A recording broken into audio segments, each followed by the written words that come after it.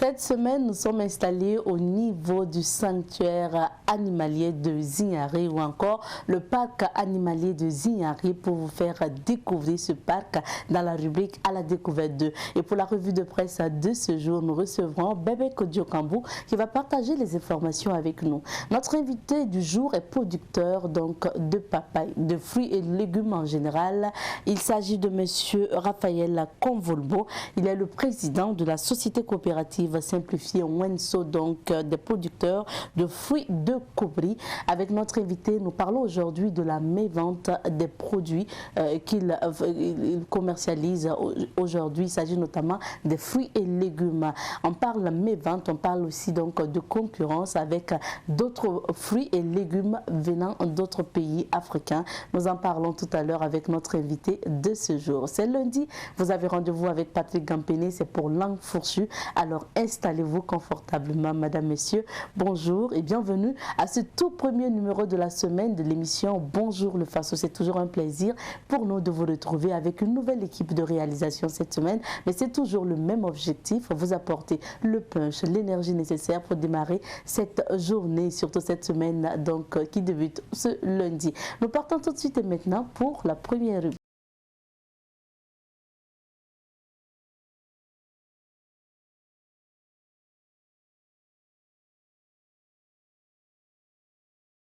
Et direction Zignari pour vous faire découvrir le sanctuaire animalier de Zignari. Oui, c'est le nouveau nom. Et sinon, pour ceux qui connaissent bien le parc animalier de Zignari, il s'agit du même site. Alors, il faut rappeler que ce parc animalier a été rebaptisé sanctuaire animalier de Zignari. Situé à 30 km à l'est de Ouagadougou, le sanctuaire animalier de Zignari ou parc animalier de Zignari a été créé en 1994 par l'ex-président du Burkina Faso, Blaise Compaoré. Ce parc constituait à son ouverture dans les années 90 un réel motif de fierté pour le Burkina Faso et la ville de Zignari, chef-lieu de la région du Plateau central. Ce parc animalier était plein d'attractions fascinantes qui attiraient les élèves et les étudiants burkinabés, les touristes nationaux et les voyageurs aventureux. Il abrite des animaux en semi-liberté et entoure la résidence du président Compaoré. Je vais parler de l'ex-président Compaoré et celle de son frère François du côté de Zignari. Dans ce parc animalier, on y trouve des zèbres, des gazelles, des lions, des phacochères, des oiseaux, des autruches, des éléphants, des buffles et bien sûr les fameux hippopotames que vous pouvez voir donc en image. Le parc animalier de Zignari a pris un coup en termes de gestion. En effet, depuis le départ précipité de l'ex-président Blaise Compaoré suite à l'insurrection populaire des 30 et 31 octobre 2014, son parc animalier situé dans la commune de Zignari se mourait. Les animaux étaient affamés et bien sûr on assistait donc à des morts de certains animaux et le site ne bénéficiait plus de gestion. Les visites étaient d'ailleurs suspendues. Ce sont des bénévoles réunis au sein de l'association pour la protection de la faune et de la flore qui ont décidé de sauver ces animaux. Pour les membres de cette association, il s'agit de faire de ce lieu un site d'éducation écologique et de protection des espèces menacées et en voie de disparition. Il faut bien conserver ce parc animalier de Zignari maintenant, sanctuaire animalier de Zignari, car il est d'une importance capitale pour la génération montante. Cette initiative est à conserver justement, car elle permet en même temps de pérenniser certaines races en voie de disparition et permet aux jeunes générations de voir à l'œil nu les animaux qu'ils observent à la télé. Après des mois de souffrance, les lions et lionnes donc du parc animalier de Zignari, le baptisé sanctuaire animalier de Zignari, peuvent désormais rugir et les autres animaux peuvent aussi respirer donc à travers justement la nouvelle gestion de l'équipe actuelle. Le sanctuaire animalier ouvre ses portes à d'éventuels visiteurs. Il est géré aujourd'hui, il y a 2 ans de cela maintenant, par l'Association pour la protection de la faune et de la flore. flore. Et vous allez tout au long de cette semaine écouter justement les responsables de cette association. Oui, vous l'aurez remarqué justement à travers les reportages effectués sur ce parc animalier. Ces temps-ci, actuellement, c'est une association quand même qui réside au Burkina, mais pilotée par des étrangers, notamment donc qui s'occupent de ce parc animalier de Zignari, au sanctuaire animalier de Zignari. Aujourd'hui, nous vous invitons encore à faire un tour du côté de Zignari pour visiter ce parc, parce qu'on le sait, quand on était encore en classe, donc au niveau des écoles, très souvent on organisait bien sûr des sorties touristiques au niveau de ce parc animalier de Zignari. Malheureusement, c'est un parc qui a souffert donc entre les années 2015 jusqu'à pratiquement donc 2019. Mais aujourd'hui, il faut rappeler tout simplement que ce parc est maintenant géré par l'Association pour la protection de la faune et de la flore. Et bien sûr, vous pouvez encore repartir visiter ces parcs. Les hippopotames, les lions, les oiseaux, les autruches, pour justement aller voir ces animaux en semi-liberté au niveau du parc animalier de Zignari ou sanctuaire animalier de Zignari. Nous espérons que vous avez beaucoup appris concernant ce sanctuaire animalier de Zignari. Et pour la suite de cette émission, nous allons poursuivre à musique le temps de recevoir Bébé Kodjo Kambou. Et je vous laisse au soin de Noufo Bonkongo, notre réalisateur du jour. Il s'agit là de la toute dernière sortie donc discographique de Prince Weneme, Song Sida. Nous lui passons le bonjour d'ailleurs. Pour la suite de cette émission, nous allons nous informer et c'est à travers la revue de presse.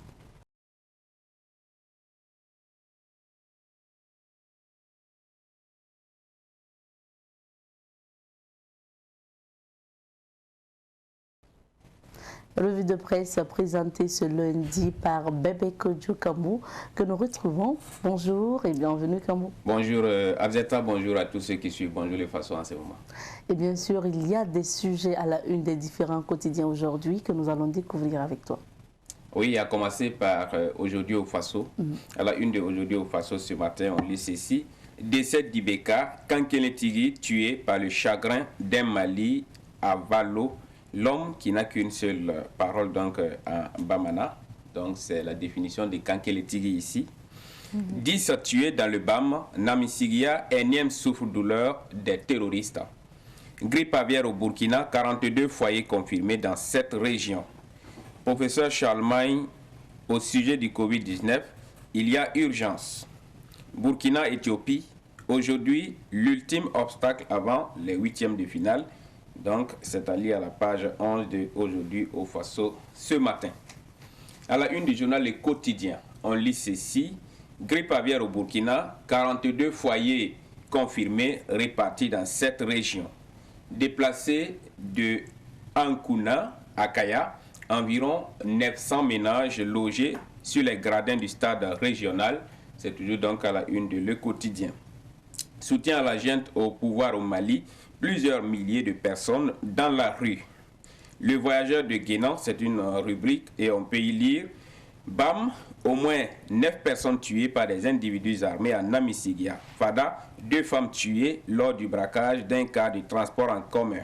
Titao, l'antenne d'une téléphonie mobile vandalisée par des individus armés. Mali, l'ancien président Ibeka est décédé à 76 ans. À la une de l'Observateur Palga, on lit ceci. Réconciliation nationale, Oiseau de Zéphirin à la Grande Mosquée. Attaque terroriste, 9 morts à Namsigia, assiégé, Nadiagou libéré. Grippe aviaire au Burkina, plus de 500 000 têtes de volailles abattues. Burkina, Éthiopie, les étalons perdent Kofi et récupèrent Bertrand.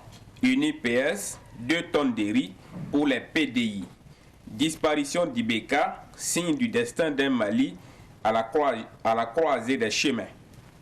Ce que l'histoire nous enseigne, donc, c'est par rapport au titre relatif aux attaques terroristes. Et nous passons à la une du quotidien Le Pays. Dans Confidence du week-end du journal Le Pays, on peut lire ce matin: attaque d'un car de transport en commun sur l'axe Fada-Ouaga, 2 morts et une forte somme d'argent emportée. Axe Waiguia-Tiou, que se passe-t-il?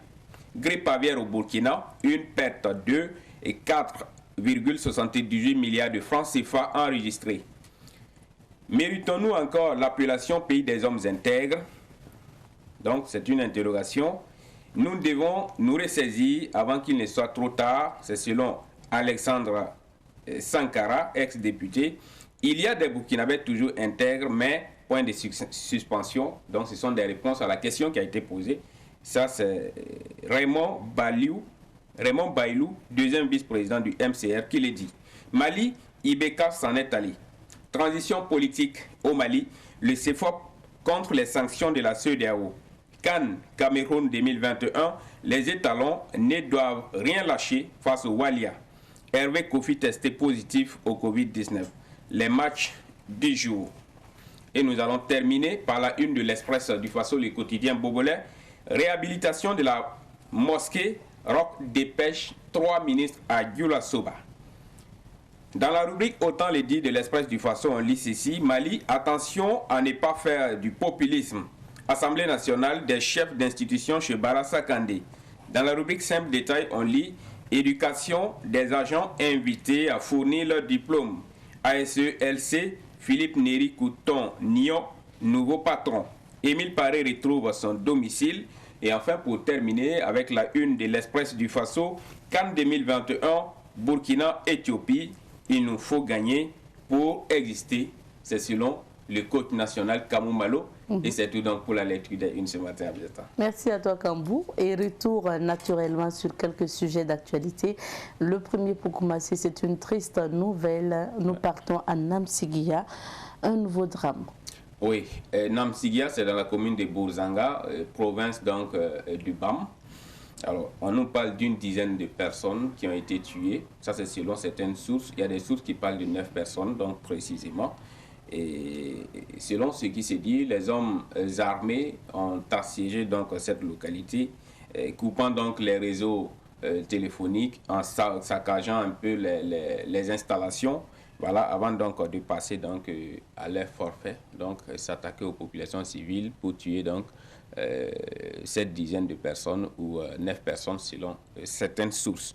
Alors, ce qu'il faut rappeler, c'est que déjà les semaines passées, des ressortissants de cette commune, des ressortissants de Namsigia, j'allais dire de cette localité, ont animé une conférence de presse à Ouagadougou pour déjà tirer la sonnette d'alarme sur la situation donc, de la localité, parce qu'ils disaient que les hommes armés avaient donc occupé cette localité. Par exemple, un point qu'ils ont souligné et qui faisait un peu mal, tous les points d'eau, par exemple, de la localité étaient contrôlés par des hommes armés.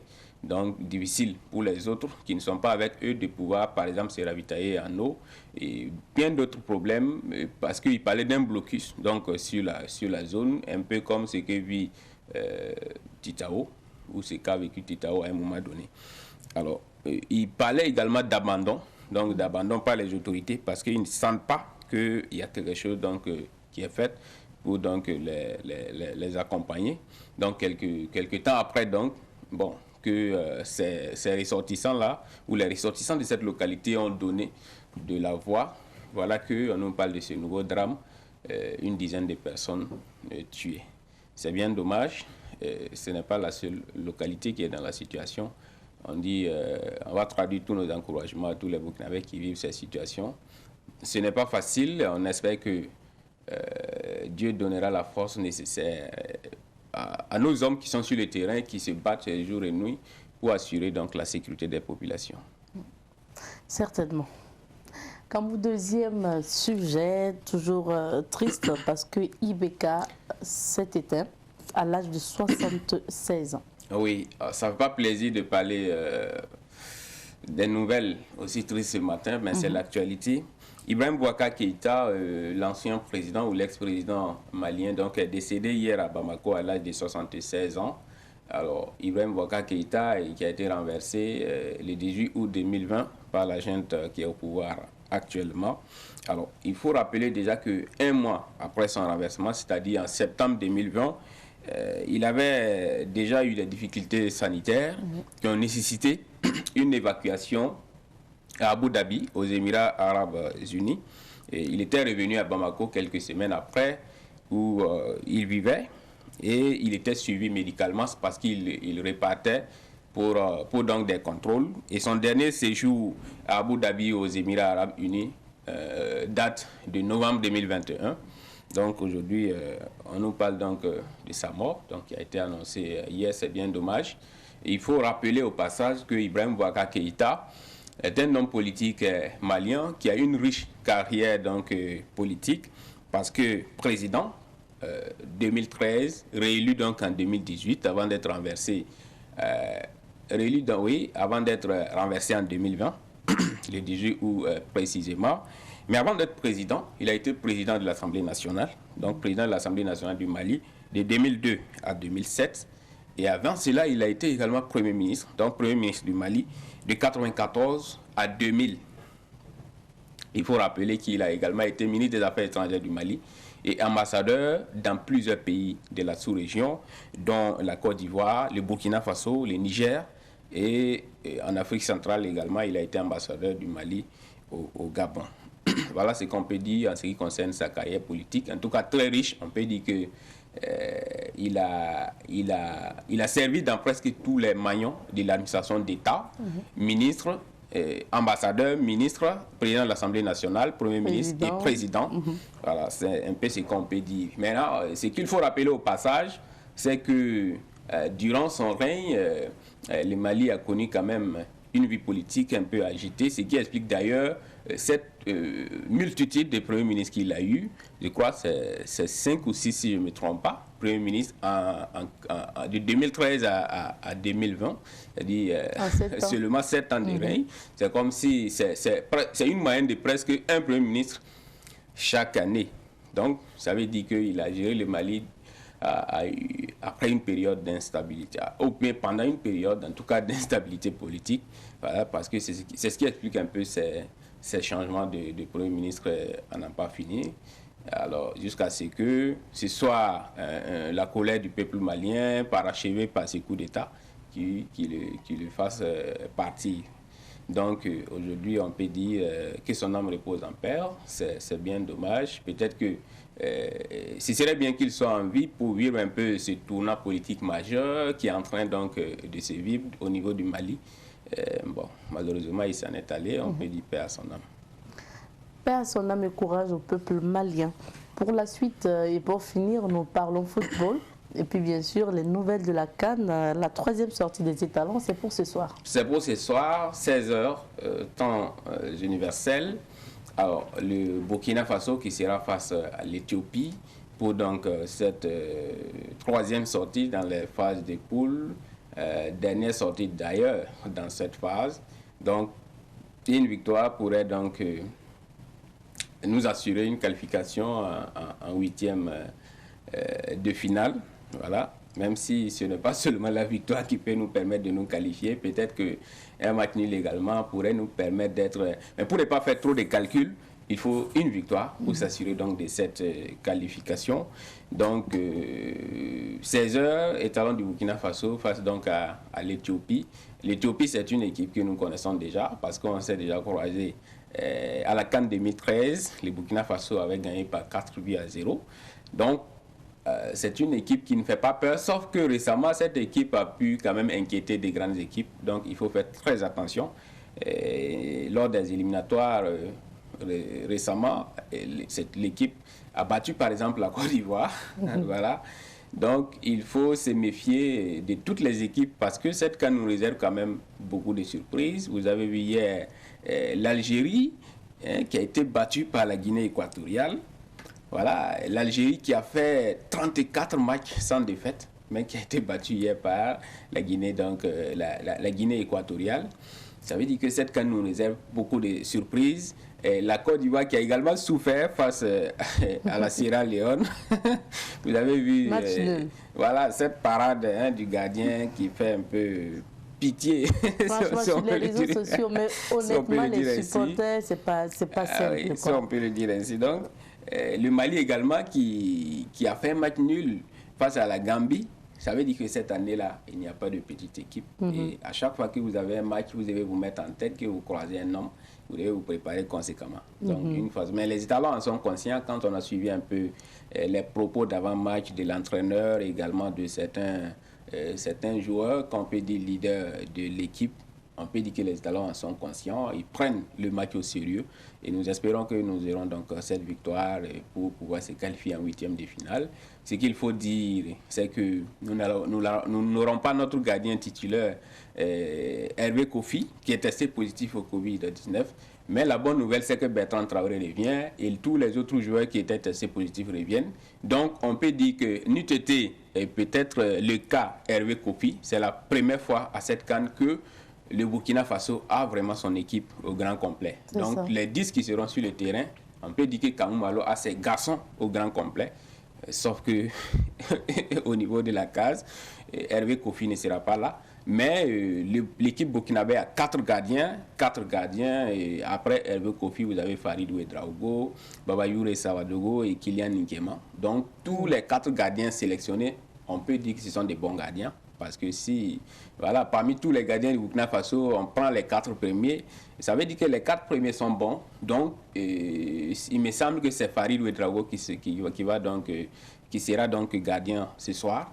Et on espère qu'il sera à la hauteur.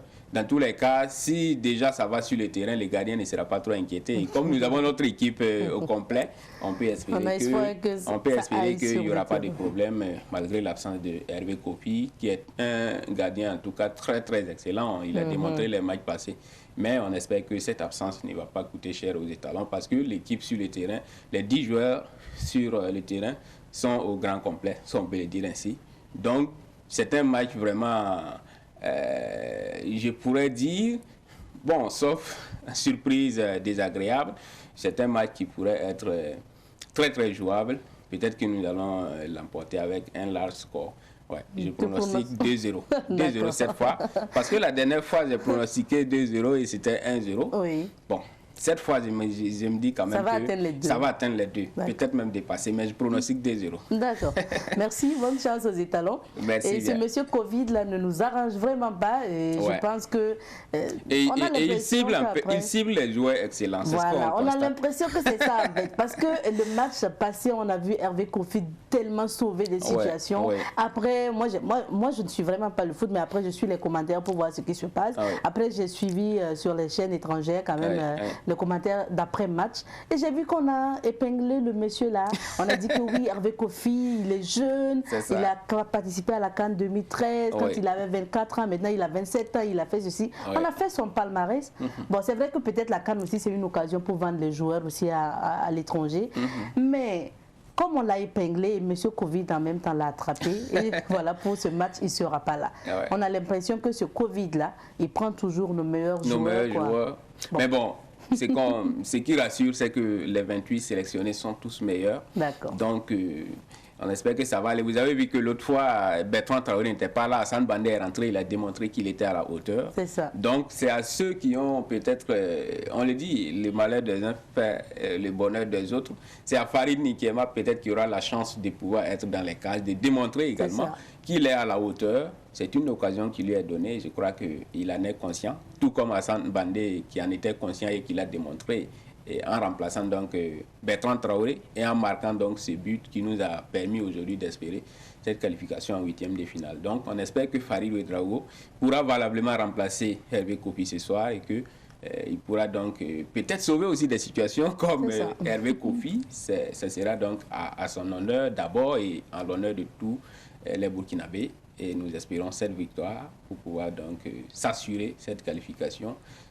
Parce que dans cette poule, la première place est toujours disputée. Voilà. Si ce soir, par exemple, les Cap-Verts gagnent face au Cameroun et que les Étalons arrivent à gagner face, j'allais dire à l'Éthiopie, vous aurez 3 équipes qui auront à peu près le même nombre de points. Donc 6 points chacun. C'est au goal d'avérage que tout va se jouer. Il faut vraiment gagner le match de ce soir. 16h 16h, temps universel. Merci bien. Bonne chance aux Étalons. Et puis voilà, nous sommes derrière vous. Merci à toi, Kambou, et à la prochaine. À la prochaine. Et notre invité du jour est bien installé sur notre plateau. Aujourd'hui, nous parlons de mes-ventes des fruits et légumes, donc des producteurs du Burkina Faso, précisément de Koubri. On retrouve notre invité juste après ça.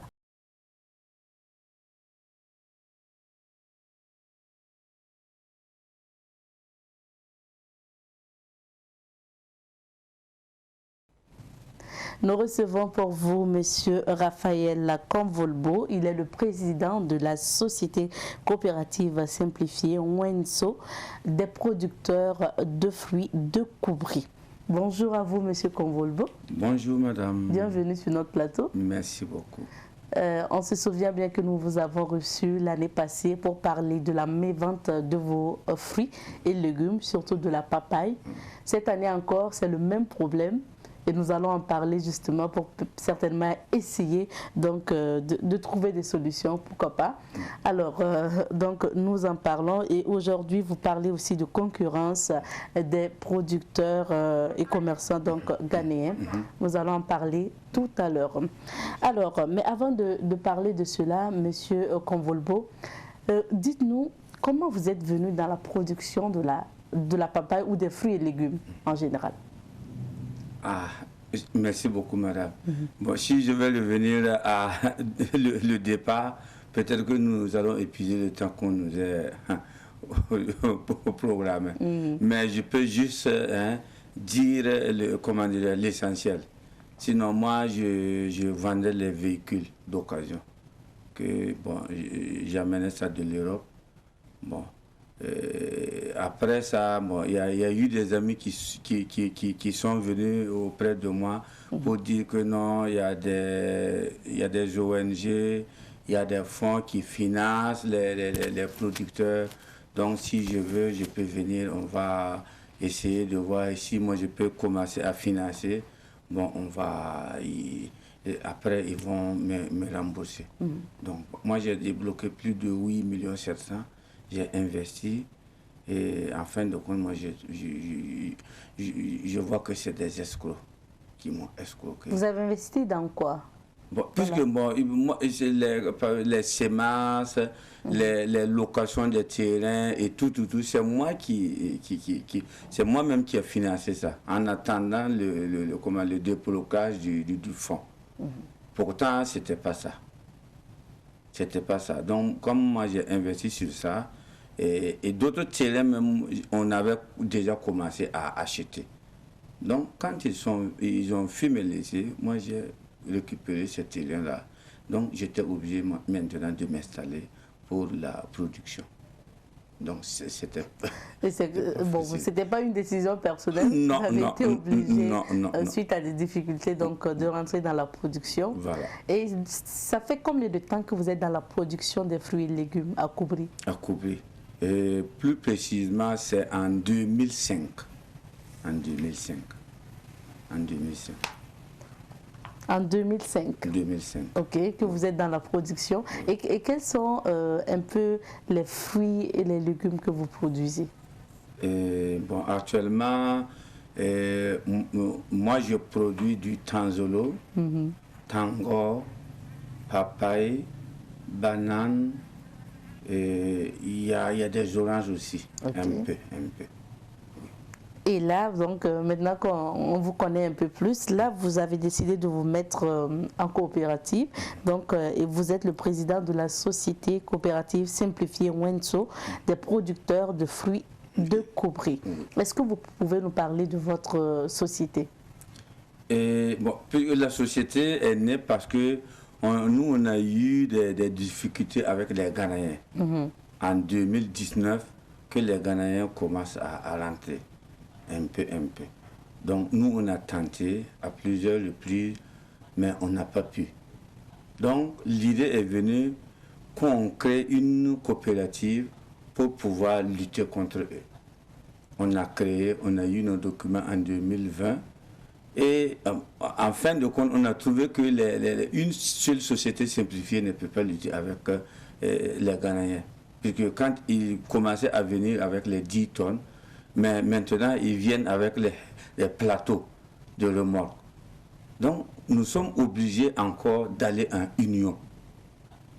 Union de coopératives, des producteurs fruits et légumes. Il faut aller en ça, sinon on ne pourra pas lutter avec ça. À Koubri, il y a bien sûr des producteurs de fruits et légumes, mais il y en a aussi ailleurs. Oui, nous le jeudi passé, nous, on était à Sapui. D'accord. À Sapui, puisqu'il y a Koudougou, il y a Sapui, il y a Bakata, il y a Bazera, il y a Kombisri, et il y a ceux de Lumbila qu'on a contactés, en plus ceux du BAM. Mais comme il y a des problèmes qu'on ne peut pas franchir, ils sont tous d'accord pour venir en union, parce que sans l'union là, on ne pourra pas. Maintenant, on va revenir au problème. Oui. Vous parlez aujourd'hui de concurrence déloyale, qu'il y a des fruits qui viennent du Ghana et sur le terrain, vous rencontrez des difficultés avec ce que vous produisez ici au Burkina Faso. Où se situe exactement le problème avec les fruits qui viennent du Ghana? Sur le marché, comment se porte le marché? Le problème, c'est que les Ghanéens, par exemple, moi j'ai eu la chance d'aller visiter un champ à Tema. Un champ à Tema, un champ à Koumassi, mais il y a une seule personne jusqu'à 300 hectares. Et les 300 hectares là, eux, ils n'arrosent pas. Ils ne mettent pas l'engrais. Vous comprenez les choses? Ils ont ça seulement, c'est la pluie. Et puis les 300 hectares là, c'est 5 personnes qui travaillent seulement. Ça veut dire que c'est herbicide qui rentre seulement pour pulvériser les herbes. Après ça, c'est fini. Le jour du récolte, puisqu'ils payent par camion. Et les gens viennent seulement par contractuel, ils chargent et puis ils prennent leur argent. Donc, ils n'ont pas de perte. Vous pensez qu'au Ghana, la production est plus facile? C'est plus facile. Revient moins cher. Oui, plus cher. Et puis bon, il ne produit pas pour le Ghana. Il produit pour le Burkina. Puisqu'il n'envoie ça pas, il ne peut pas envoyer ça à Accra, ni à Tema, ni à quoi. Il produit ça pour le Burkina seulement. Uniquement pour le Burkina. Ah oui? Oui, uniquement pour le Burkina. Donc, vous voyez, donc c'est moins cher. Et par exemple, eux, ils vendent par caisse. L'an passé, quand ils amènent ça au Burkina. Oui, ils amènent ça au Burkina. L'an passé, ils amenaient la caisse là à 27 500. Donc, nous aussi, on pouvait vendre. Quand on va voir, le kilo était à peu près à 125 et 150. Donc, nous aussi, on pouvait faire aller avec ça pour s'en sortir. Cette année, la caisse est devenue à 12 000. Donc le kilo... La caisse de quel fruit? Ou c'est quel que soit le fruit? Eux, ils amènent par caisse. Puisque la papaye, on ne peut pas mettre ça dans le camion là, sans les caisses. Okay. Si vous amenez ça comme ça se gâte. Donc c'est par caisse qu'ils mesurent et puis ils mettent ça dans le camion. Donc l'an passé à 27 500 et cette année à 12 500, vous voyez. Donc le kilo n'arrive même pas à 75 francs. Et nous, on veut 150 francs le kilo. Donc les gens, ils peuvent faire virer vers les moins de 75 là, pour acheter. C'est ça le grand problème. Donc aujourd'hui, sur le marché, on a des papayes, par exemple, du Burkina, qui concurrencent avec de la papaye venue du Ghana. Maintenant, la papaye du Burkina coûte plus cher que la papaye du Ghana. Donc vous retrouvez à avoir des clients qui tournent plus vers la papaye du Ghana, que donc celle du Burkina. Oui, tout à fait.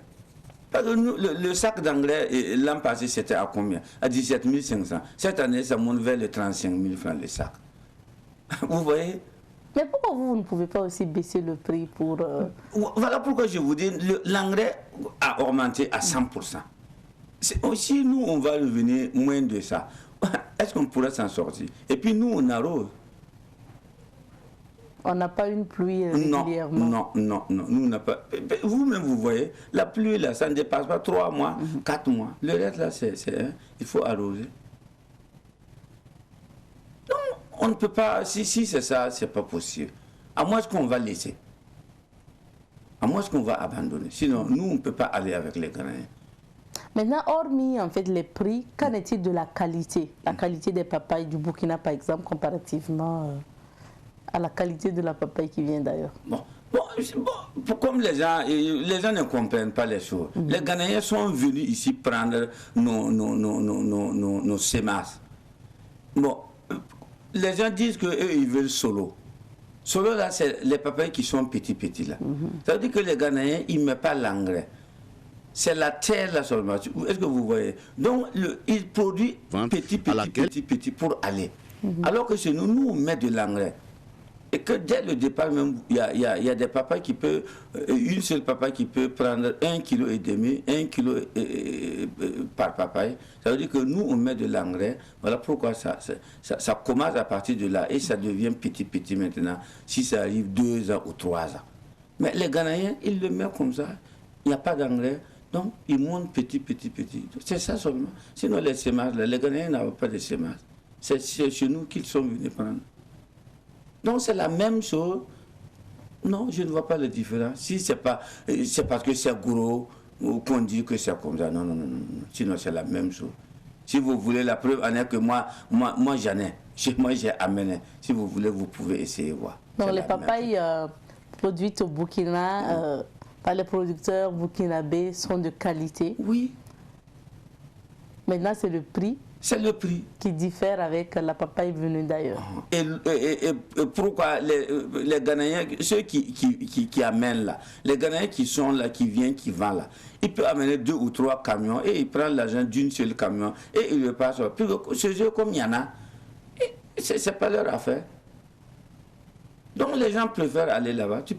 L'argent de 2 camions là, tu peux commencer à travailler avec ça en attendant que le Ghanéen revient et puis il décharge et puis il prend et puis il passe, vous voyez, non?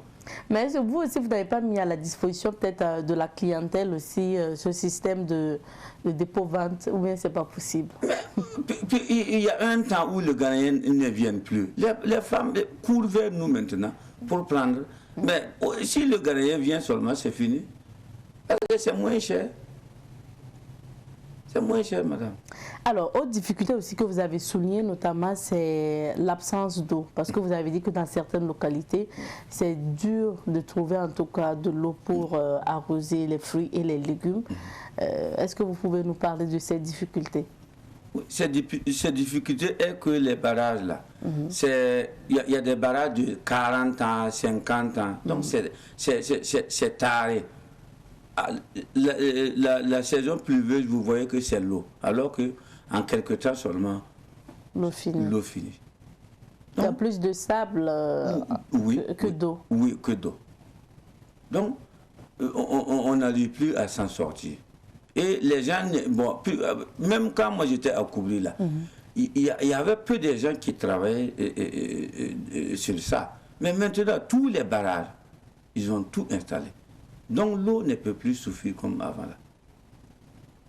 Il faut des forages maintenant pour soutenir. Sinon, en mars, début avril seulement, c'est fini. Il n'y a plus d'eau. Et comment vous débrouillez pour arroser? C'est le forage maintenant. Le forage. Le forage. Alors qu'à ce moment, les dépenses augmentent. C'est ça. Monsieur Convolbo, on a compris un peu le problème, surtout avec les fruits qui viennent donc de l'extérieur, surtout du Ghana, comme vous l'avez épinglé. Maintenant, quelle démarche vous avez entrepris, puisque vous êtes organisé en coopérative? Est-ce que vous êtes allé d'abord peut-être pour rencontrer les autorités, pour chercher une solution? L'année passée, à ma connaissance, si je me rappelle bien justement, vous aviez entrepris donc des démarches pour rencontrer les autorités, pour qu'ils essaient d'assainir le marché. Est-ce que ça a porté des fruits? Bon, je peux dire que ça pouvait porter des fruits, mais ça n'a pas porté de fruits parce que on a le ministre n'est plus à sa place. Sinon, en son temps, c'était avec le ministre Aruna. Aruna. Donc on a discuté. On a fait amener les vendeurs, les producteurs de, comment dire, pommes de terre, tout confondu. On a discuté.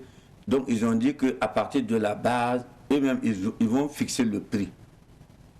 L'État va fixer le prix et donner des agréments à ceux qui veulent amener les produits à l'extérieur. Comme ça, s'il n'y a pas de... Par exemple, si au moment où nos producteurs ne peuvent pas satisfaire les gens, eux, ils vont donner une autorisation à d'autres personnes, ceux qui ont des agréments là, pour qu'ils amènent les produits. On a tout discuté avec la Direction générale des impôts et tout. Bon, en fin de compte, le ministre n'est plus à sa place. Donc, si ce n'est pas le nouveau gouvernement qui vient d'être installé, qui va poursuivre ça, en tout cas, non, nous, on n'a pas eu... Mais l'État est une continuité, comme on le dit. Ça veut dire que même si l'ancien n'est plus là, le nouveau ministre, en principe, doit prendre connaissance de votre dossier et poursuivre. Est-ce que vous avez aussi tapé à cette porte ou bien pas encore? Pas encore. Comme le gouvernement vient de mettre en place, ça ne vaut pas 2 mois là. Donc, nous aussi, on veut attendre un peu et puis voir, et puis le lancer, voir qu'est-ce qu'il faut faire. L'année passée, vous aviez dit aussi que vous aviez par moment même bloqué des camions, les camions donc en provenance du Ghana. Cette année, est-ce que vous prévoyez faire cela ou bien vous préférez aller discuter avec ces producteurs qui ramènent leur papaye du Ghana? Non, si l'union est là, nous on va commencer. Nous on va commencer à les arrêter encore pour voir comment... Tant qu'il n'y a pas de mouvement, bon, il n'y a pas de réaction. Puisque l'an passé, c'était des 10 tonnes. Cette année, c'est des remorques. Si ça va continuer comme ça, où est-ce qu'on va aller?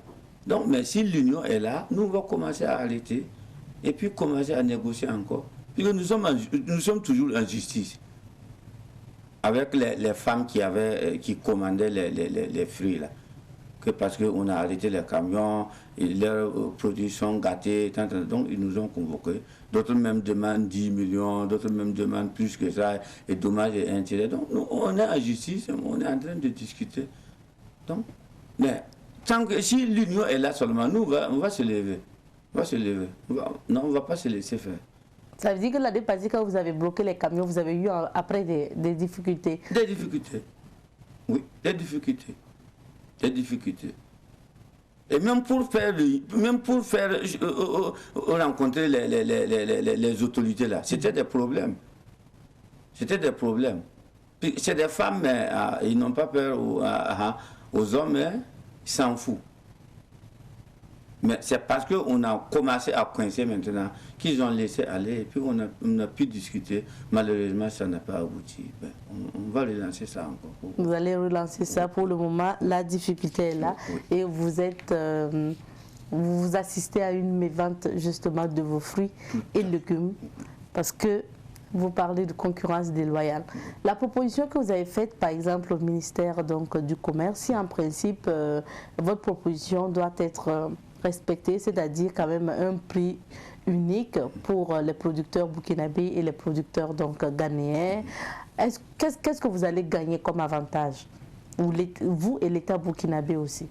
Si nous, on va à l'Union, ça veut dire qu'on va demander à ce qu'on crée des comptoirs.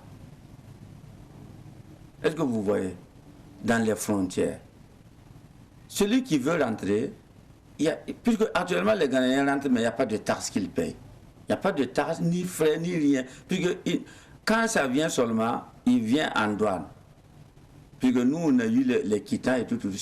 C'est 110 000 ou bien 100 combien de mille qu'ils payent comme... quoi comme ça. Puisque c'est pas un truc de dédouanement qu'ils viennent, mais moi je ne sais pas comment on fait, mais ils ne payent rien. Alors que quand nous on veut aller à Niamey ou quoi, nous on paye. Nous on paye et puis ils enlèvent ça, puisqu'il y a des bénéfices que l'État enlève. L'État nigérien là. S'il y a des comptoirs à la frontière, c'est comme ça. Et vous rentrez, vous payez, et il y a des retenues qui reversent à Union. Est-ce que vous comprenez les choses? Par exemple, si la papaye coûte 200 francs, ils vont ajouter 25 francs pour que l'État prenne enlever pour ceux qui aident à contrôler le comptoir. Et il y a un peu de sous qu'ils reversent à Union. Et c'est le même prix. Par exemple, si le Ghanéen vient ici pour vendre, si c'est 200 francs ici, il faut qu'il vende 200 francs. Si c'est 150, il faut qu'il vende 150. Il doit s'adapter au marché du pays. Oui, du pays. S'il y a un comptoir, s'il y a Union, il faut ça. Sans ça, ça ne peut pas marcher. Par exemple, chez eux, ils ont organisé, c'est bien. Tu arrives seulement, ils te disent le camion, nous, on prend ça à tant de francs. Si tu es d'accord, tu vas leur donner ton camion et tu vas à l'hôtel. Ça veut dire que si vous arrivez à harmoniser ce marché, vous, producteurs, vous allez gagner et bien sûr, l'État burkinabé aussi va gagner. Va gagner et même les Ghanéens vont gagner. Parce qu'en fin de saison-là, ça veut dire qu'ils ont des crédits non, à quelque part. Est-ce que vous comprenez les choses? Ils ont des crédits. Puisque tu amènes 2 camions, tu prends l'argent d'un seul camion. Donc ça veut dire qu'en fin de compte, même ici, même entre nous ici, là, quand c'est comme ça, quand tu vas délivrer et puis prendre l'argent de la semaine passée, ça veut dire qu'en fin de la saison, toi-même, tu sais qu'il y a quelque chose qui va rester. Oui. Donc, nous tous, nous allons gagner si on va organiser. Vous avez, dans votre commentaire, parlé d'aller vendre aussi vos papayes ailleurs. Ça veut dire que vous aussi, producteurs burkinabés, vous faites sortir la papaye du Burkina pour vendre ailleurs? Oui, à Niamey. Mais pourquoi justement vous ne voulez pas que les Ghanéens viennent vendre au Burkina si vous partez vendre ailleurs? Écoutez, quand les Ghanéens sont venus ici, les Ghanéens partent directement à Niamey maintenant. Ils ont pris ici, ils ont pris le Niamey. Comment, qu'est-ce que nous allons faire maintenant? Le Ghanéen quitte ici, quitte le Ghana, il vient traverser, aller à Niamey. Comme c'est moins cher, les Nigériens ne vont pas prendre pour nous là encore. Donc le Ghanéen a pris les 2 pays en main. Le Niger et puis le Burkina. Mais vous aussi, producteurs du Burkina, vous continuez quand même à amener vos papayes et vos fruits? Non, on ne peut plus aller. À Niamey? À Niamey, non. Un Burkinabé ne parle plus à Niamey. Même si vous voulez, vous pouvez. Non, ceux qui partaient, même ceux qui avaient leur dîner et tout, comme ça, qui partaient à Niamey, ils ont vendu leur dîner, puisqu'ils avaient ça seulement pour la papaye. On ne peut plus aller. Qu'est-ce qu'il faut faire? Il faut vendre ça. Le Ghanéen va avec 10 tonnes, et puis avec les plateaux. C'est fini. On parle de commerce et quoi qu'on dise, le Burkina, le Ghana, ce sont des pays quand même qui sont membres de la CEDEAO. On parle de libre circulation des biens et des personnes. Est-ce qu'au Burkina, vous, producteurs, vous pouvez dire aux Ghanéens, par exemple, de ne pas venir vendre sur votre territoire parce qu'on parle quand même de libre circulation des biens et des personnes? Oui, de toute façon. Selon la loi, libre circulation des personnes et des biens, ça c'est normal. Mais un étranger ne peut pas venir exercer du commerce ici tant qu'il n'a pas le registre de commerce. Vous comprenez les choses? Il faut un registre de commerce, il faut une IFU pour pouvoir exercer. Sinon, tu peux venir livrer en gros et puis les gens vont vendre en détail. Mais ici, le Ghanéen va là où il veut. Il va là où il veut. Il ne paie rien, il n'a pas de taxes à payer. Même en vendant au marché, il n'a pas de taxes à payer parce qu'il est étranger. Ces gens-là ne peuvent pas leur demander impôt ou quoi. Donc, alors que ce n'est pas comme ça chez eux. Ils ont organisé, tu arrives seulement, tu donnes, tu n'es pas là-bas. Tu ne sais pas à combien il va. Mais ils discutent le prix avec toi. Quand tu quittes ici, on te dit, le camion, nous, on le prend à temps. Tu arrives, tu gares, tu vas à ton hôtel. Ça veut dire que c'est eux qui prennent les fruits, les produits, et revendent après. Oui. Ça veut dire qu'un Burkinabé ne peut pas arriver au Ghana avec son camion, aller au marché, rencontrer les femmes, distribuer, prendre son argent. Non, toi, tu n'es pas fou. Tu n'es pas fou. Alors qu'au Burkina, ça se fait? Oui, ça se fait, ça se fait, ça se fait. Vous pouvez demander les gens voir. Je ne suis pas le seul. Vous pouvez leur demander. Tu arrives seulement, il y a un gars. Ton véhicule est là-bas. On te dit demain, il faut dire le chauffeur de venir. On va sortir. C'est le chauffeur qui sort. Toi, tu es à l'hôtel seulement. C'est eux qui vont là où ils veulent, ils déchargent là où ils veulent, et puis c'est fini. Après, c'est ton argent. Tu ne sais pas où, même aller acheter tomates là. Tu arrives il y a un coin, vous arrivez là-bas. Eux, ils partent avec leur dîner et tout comme ça. Ils amènent la tomate là où vos véhicules sont garés. Ils vous chargent et vous retournez. Vous ne pouvez même pas arriver au champ. Non, non, tu ne peux pas arriver au champ. Ou sur le marché. Non. Mais ici, les Ghanéens vont au champ, ils font tout, comme ils veulent. C'est eux qui accueillent, qui enlèvent les avariés, tant. Ici, c'est comme ça. Alors que chez eux, on ne sait même pas où se trouve le champ de main. Des difficultés que les producteurs de fruits et légumes donc, du Burkina rencontrent face à la mévente et surtout à la concurrence donc, que vous jugez déloyale. Nous en parlons aujourd'hui.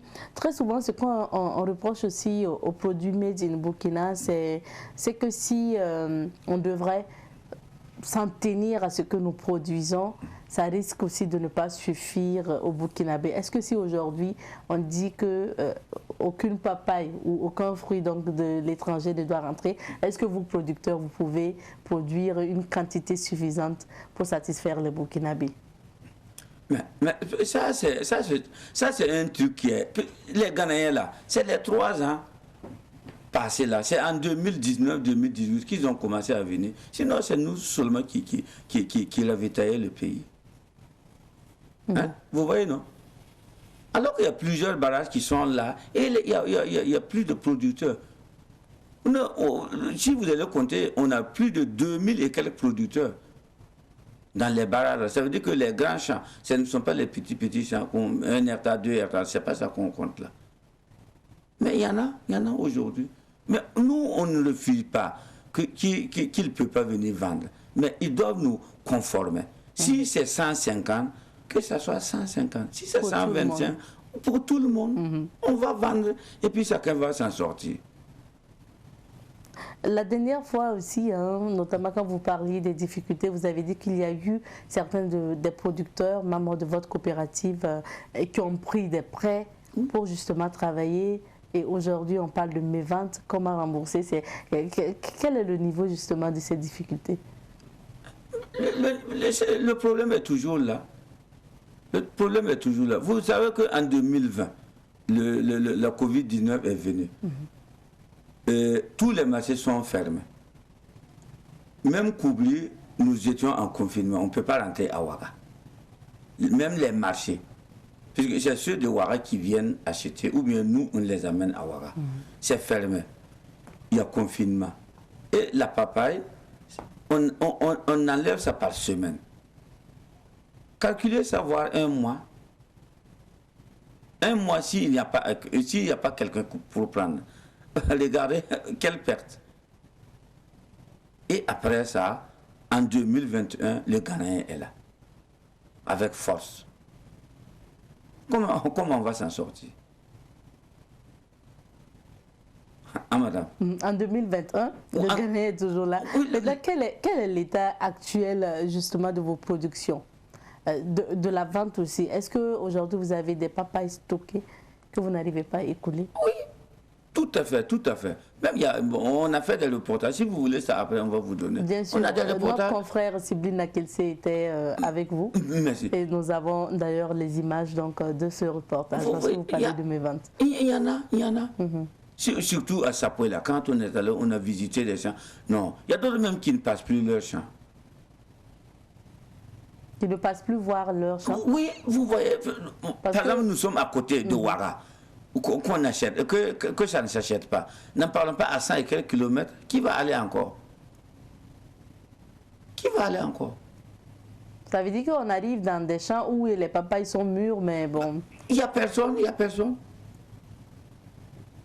Tu es obligé même d'aller pousser les papayes mûres, les faire tomber. Sinon, s'ils restent là-bas, là, par exemple, si l'eau coule sur la plante même... Ok. Donc tu es obligé d'enlever ça. D'enlever quand même s'il n'y a personne pour acheter. Pour acheter. Pour attendre l'année prochaine, voir qu'est-ce que ça va donner. Sinon, si vous partez, non, vous-même, vous allez verser de là. des hectares et des hectares. Les gens ont travaillé. Qui pourrissent. Qui pourrissent. Maintenant, est-ce que l'autre problème aussi, c'est pas parce qu'aujourd'hui, on n'a pas, au Burkina surtout, on n'a pas des usines de transformation, on n'est pas tellement quand même développé en matière d'usines de transformation, parce qu'il faut peut-être orienter ça aussi vers l'industrialisation, pour ne pas se contenter juste de la consommation, par exemple de la papaye comme ça. S'il y avait aussi quand même de la transformation qui se faisait, plus, peut-être que ça allait résoudre votre problème de mévente. Par exemple, il y a des opérateurs économiques qui sont là. Depuis quand nous, on a commencé à crier que la papaye est là. Même si c'était une petite usine de transformation qui pouvait faire même du jus, ils peuvent installer ça soit à Koubri, soit à Bazera, soit à Sapui. Nous allons amener ça, ils vont faire. Mais nous les producteurs, on n'a pas ce moyen-là pour faire une usine de transformation. Mais les opérateurs économiques sont là. Hein? La matière première est là. On a du papaye, on a du tanzolo, on a tout on peut commencer même à faire du jus. Mais qu'est-ce qu'il faut dire, madame? Nous sommes des producteurs. On n'a pas le fonds pour faire ça. Merci, Monsieur Convolbo. Nous tirons vers la fin de notre entretien, mais nous allons vous permettre encore de lancer un appel. Quel est votre message aujourd'hui à l'endroit des autorités et à l'endroit aussi des producteurs, vos collègues qui vous suivent, concernant ce problème que vous vivez aujourd'hui? Ce que moi j'ai à dire à l'État, c'est... Bon, le mot me manque. Écoutez, l'État nous subventionne 80%. 80%. Et nous, on produit, on a des difficultés, on crie depuis 3 ans. Depuis 3 ans. On parle dans les journaux, dans les médias. Tout, on crie, on dit il y a un problème, il y a un problème. Combien de milliards vous injectez pour nous, les agriculteurs? Et nous, on a des 1000 problèmes, on crie, on vous appelle au secours. Et puis, jusqu'à présent, il n'y a pas de suite. Ou bien vous ne croyez pas que c'est vrai, ou bien, bon, pour vous, bon, débrouillez-vous, je ne sais pas. Je ne sais pas. On a bel et bien crié. Il y a un problème, il y a un problème, il y a un problème. Venez. Et jusqu'à présent. Alors que, ou bien vous prenez la subvention, vous nous partagez. Hein? On va se débrouiller. Ou bien, vous subventionnez plus de milliards pour qu'on travaille. On travaille, il y a des problèmes, on vous dit, et puis, il n'y a pas de suite. À l'endroit des producteurs, moi je leur demande, il faut qu'on aille en union. Je leur demande de tout mon cœur, les coopératives simplifiées là, venez, on va aller en union pour voir, est-ce qu'avec ça, l'État ne va pas nous entendre ou nous écouter au moins pour voir, sinon ça ne va pas, ça ne va pas. Si ça continue, en 2 ans, en tout cas les producteurs vont fuir, ils vont laisser. Sinon on n'a pas le choix. Merci à vous. Merci, madame. Nous espérons que votre message est bien passé. Merci, madame. Je rappelle que nous recevions pour vous M. Raphaël Convolbo. Il est producteur lui-même et bien sûr donc président de la société coopérative simplifiée Wenso, des producteurs de fruits de Koubri. Alors, il faut rappeler que ces producteurs de fruits et légumes donc du Burkina, ce n'est pas seulement du Koubri, rencontrent des difficultés. On parle de mévente des fruits en général et surtout de la papaye aujourd'hui et de concurrence déloyale de la papaye venue du Ghana avec celle donc produite au Burkina Faso. Et nous espérons que ces producteurs trouveront une solution tout simplement. C'est ici qu'on va s'arrêter pour notre entretien de ce jour. Et que c'est beau l'amour, tout simplement. Nous vous souhaitons justement cet amour dans vos cœurs. Pour la suite de cette émission, nous partons pour Langue Fourchue. Vous le savez, lundi, mercredi et vendredi, nous vous proposons un numéro de Langue Fourchue et c'est avec Patrick Gampé.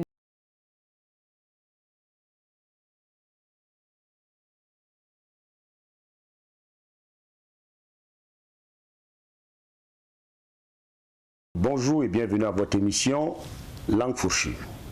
Nommé le vendredi 10 décembre dernier, le nouveau premier des sinistres burkinabés aura la lourde et fastidieuse tâche de proposer des réponses si pressantes au peuple burkinabé confronté depuis 2015 à plusieurs maux dont l'insécurité. Lassina Zerbo, le plus intelligent des Samons, comme ne manquera pas de le dire le Moro Naba, ce géophysicien qui voulait lancer le premier satellite burkinabé, prend ainsi la tête d'un gouvernement de 26 membres contre 34 de son prédécesseur, sa sainteté Christophe Marie-Joseph, réadmis à la retraite. Après la dernière attaque contre une base de la gendarmerie nationale à Inata faisant plus de 50 morts et les révélations sur les deals Mouta Mouta au sommet de la hiérarchie militaire, le motus Rocus était sorti de son mutisme pour présenter une fois de plus, sinon de trop, ses condoléances aux familles des soldats tombés et annoncer la prise de décision forte et une enquête pour situer les responsabilités sur la mauvaise gestion de la troupe. Sitôt dit, sitôt fait. Dans la soirée du lundi suivant sa nomination, l'ancien secrétaire général de l'OTIS proposera au PF un gouvernement de cohésion, de tolérance et de pardon pour mieux être au service du peuple. On remarquera que celui-là qui a porté l'information sur les ondes, le secrétaire général du gouvernement, Stéphane Sanou, n'aura pas le bonheur de siéger aux côtés du docteur Zerbo. Hormis la non-reconduction du SG du gouvernement sortant, on note des départs notables dont celui du sinistre des affaires étranges, Alpha Barry, qui aura toute la latitude de jouir de l'air pur de la forêt du Kwa à travers de longues promenades. Le départ aussi de celui qui semblait être indéboulonnable, le grand terrassier bulldozérique Bougma, très fidèle parmi les fidèles du président, et aussi celui de Laurence de la Maréchaussée qui mettra à profit ses temps libres pour parquer les enfants de la rue dans son enclos de Tanguay. 19 départs pour 10 entrants avec des fusions de ministères. On notera le retour de Rosine des fonds communs dont la seule mention de son nom sur la liste du nouveau gouvernement a plongé certains agents des finances dans le coma. Ils peuvent se réveiller maintenant plus de peur que de mal. Rosine Fonds communs s'occupera désormais des questions diplomatiques. Bref, le vaste chantier auquel le laser de Rock et son équipe devra d'abord s'attaquer est sans conteste la corruption, et cela passant d'abord par le train de vie de l'État dont ses premiers responsables demandent à une population de plus en plus démunie de participer à l'effort de guerre. Il y aura ensuite la restauration de l'autorité de l'État dans toutes ces bourgades à une centaine de kilomètres à peine de la capitale qui ont totalement échappé au contrôle du pouvoir central. Enfin, la question qui fâche, une réforme profonde de la Grande Muette pour mieux faire face à l'hydre terroriste. Après l'aveu d'échec de Christophe Marie-Joseph devant la représentation nationale sur la question sécuritaire, laser est-il la baguette magique du motus Rocus pour restaurer la paix et la sécurité au pays des hommes intègres? Les mois à venir nous le diront. En attendant, et pour répondre à la sollicitation du président du Faso, si nos anciens et nouveaux sinistres consenteraient à reverser ne serait-ce qu'un tiers de leur salaire et autres indemnités dans les caisses de l'effort de guerre, ce gouvernement de service prôné par le nouveau Premier ministre prendrait tout son sens. Bonne mission en attendant les deals Mouta Mouta. Sacré Patrick Gampéné, merci à toi. Rendez-vous mercredi pour une autre langue fourchue. Pour la suite, nous allons revenir à la rubrique à la découverte 2. Avant de nous quitter, je rappelle que cette semaine, nous sommes installés à Zignaré. Et à Zignaré, nous vous faisons découvrir le sanctuaire animalier de Zignaré où encore, il faut noter que c'est ce sanctuaire-là qui avait pour ancien nom Parc animalier de Zignaré, qui a été rebaptisé aujourd'hui sanctuaire animalier de Zignaré. Situé à 30 km à l'est de Ouagadougou, le sanctuaire animalier de Zignaré ou parc animalier de Zignaré a été créé en 1994 par l'ex-président du Burkina Faso, Blaise Compaoré. Ce parc constituait à son ouverture dans les années 90 un réel motif de fierté pour le Burkina Faso et la ville de Zignaré, chef-lieu de la région du Plateau central. Ce parc animalier était plein d'attractions fascinantes qui attiraient les élèves et les étudiants burkinabés. Les touristes et les voyageurs aventureux également étaient émerveillés à la visite de ce parc. Il abrite des animaux en semi-liberté et entoure la résidence du président Compaoré, l'ex-président bien sûr, et celle de son frère François Compaoré. Dans ce parc animalier, on y trouve des zèbres, des gazelles, des lions, des phacochères, des oiseaux, des autruches, des éléphants, des buffles et puis bien sûr les fameux hippopotames. Le parc animalier de Ziaré a pris un coup dur donc en termes de gestion.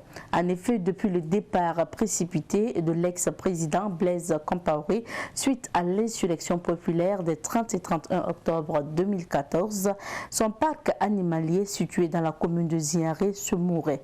Les animaux étaient affamés et justement se mouraient et ce site ne bénéficiait plus de gestion. Les visites étaient d'ailleurs suspendues.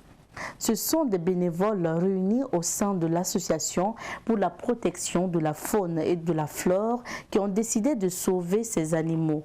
Pour les membres de cette association, il s'agit de faire de ce lieu un site d'éducation écologique et de protection des espèces menacées et en voie de disparition. Il faut bien conserver ce parc animalier de Ziaré maintenant, sanctuaire animalier de Ziaré, car il est d'une importance capitale pour la génération montante. Cette initiative est à conserver car elle permet en même temps de pérenniser certaines races en voie de disparition et permet aux jeunes générations de voir à l'œil nu les animaux qu'ils observent à la télé.